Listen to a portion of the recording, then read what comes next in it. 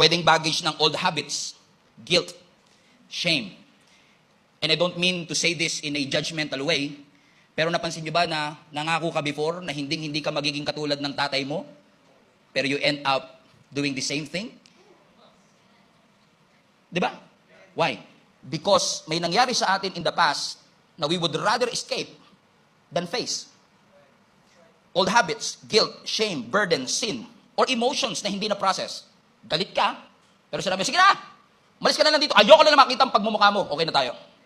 Pero wala talagang actual forgiveness, or posibleng hindi napunta sa reconciliation, envy, pwedeng jealousy, unprocessed pain, or unresolved yesterdays. Mga nangyari kahapon na hanggang ngayon nakaka-apekto pa rin sa'yo.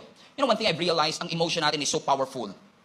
Emotion mo ang nagda-drive sa'yo to succeed, pero emotion mo rin ang nagdi-drain sa'yo to stop. Think about it.